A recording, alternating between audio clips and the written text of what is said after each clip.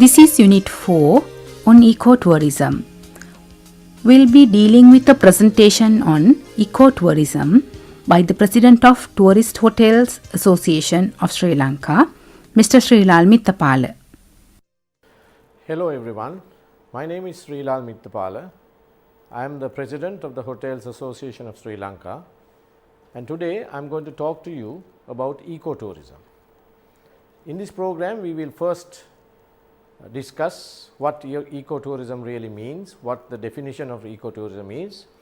Then we look at what are the elements that go into making a destination a proper ecotourist destination, and then we will compare some of the things that we can see in Sri Lanka and see how Sri Lanka is compared as a good ecotourism destination. To start off the program, we will look at the definition of ecotourism. Ecotourism is defined as responsible travel to natural areas that conserves the environment and improves the well-being of local people. There are some important words here in this definition. One is responsible. That means when you travel, if you are an eco-tour traveler, you respect the place you are going to and take precautions that you don't damage the environment that you go to visit. The second important word here is natural areas. You are looking at natural beauty of a country, not the normal things that people go for, shopping and stuff like that. You are looking at natural areas. The third aspect is that in your travels, you try to conserve the environment and also improve the well-being of local people. So, let us go on to looking at the concept of ecotourism. That was the pure definition. Ecotourism includes environmentally responsible travel. That means when you travel, you are aware of the environment, taking precautions that you don't throw garbage, things like that, and be very careful how you travel with an environment conscious manner. Second important thing, like we discussed at the definition, the visitation is to relatively undisturbed natural habitats and areas. So, you are not going to the normal run-of-the-mill places like the beaches and the shops and the cities. You are going into areas which are fairly natural, pristine in a country, to look at them and enjoy them. You enjoy and appreciate nature and culture. That is part of ecotourism. It supports conservation. That is a very important thing. So, whatever ecotourism does, you don't damage the environment, you make efforts to see how you can conserve the environment. It has a low visitor impact. Now, when you say low visitor impact, we will talk about mass market tourism a little while later, but in mass market tourism, there is a lot of people who visit a country and a particular place. So, when you have a large number of people, obviously there is going to be damage to the environment, damage to the area. Now, ecotourism believes in small numbers, low visitor impact. So, that people coming to a particular place will have a lower impact than a large number of people coming in. The other important aspect of ecotourism is that it involves the local population. You are not talking only of someone going to a hotel and having food and beverage in the hotel. You are talking about engaging local people as much as possible.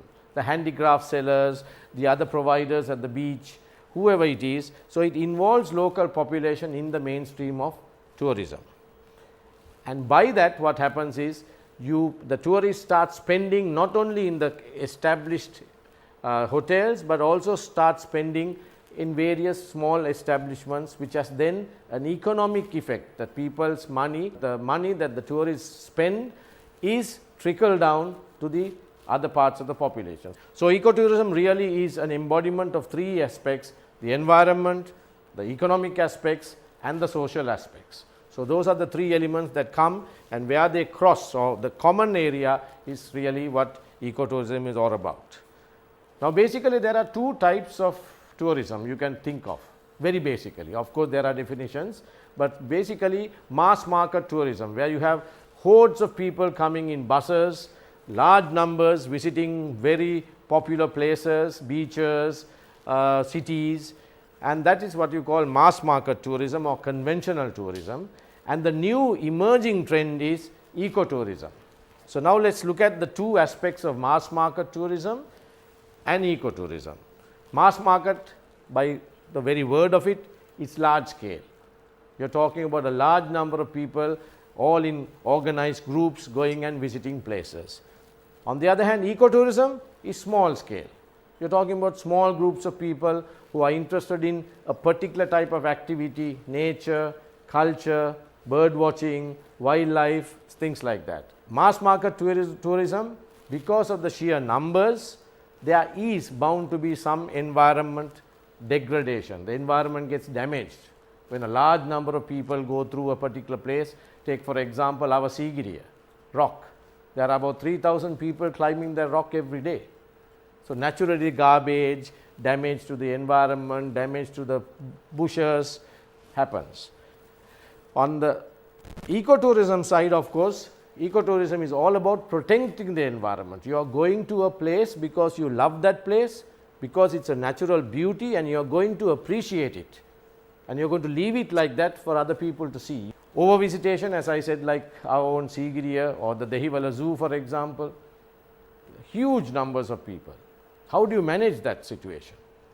Whereas ecotourism is all about low numbers, small groups, specialist groups who are interested.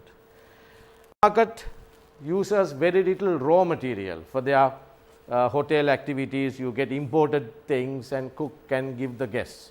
Whereas in the case of ecotourism, the emphasis is on local ethnic handicrafts, food, experience. The whole thing is about experiencing local materials. Final point is, in mass marketing, there is very little economic benefit that filters down to the lower end of the population. People come and stay in large hotels, stay there, go to their food and beverage outlets, but very few people go outside. Whereas in ecotourism, the whole aspect revolves around going to a small place, interacting with the villagers, seeing how they live, appreciating that, so that the villagers also get a benefit.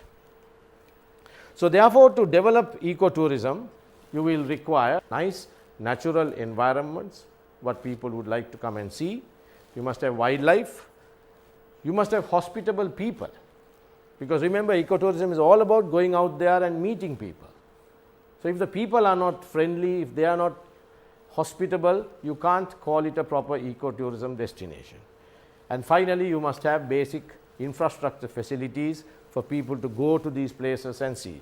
Some of the world's ecotourism hotspots are Costa Rica, which has had a very good track record of being one of the world's best ecotourism destinations, Kenya with its wildlife, Belize, Alaska, again a very pristine environment which you don't get anywhere else in the world, New Zealand. If you have seen, New Zealand in fact takes this to an extreme in their branding. Their whole country branding is New Zealand 100% pure. That is the tagline. So, you can imagine what a powerful message. It is talking about ecotourism. We are 100% pure. We are not mass market. Huge land, uninhabited places to go and walk in the mountains.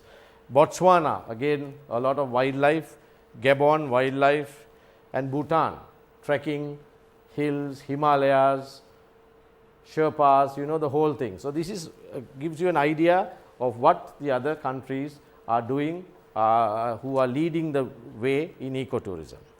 So, now let us come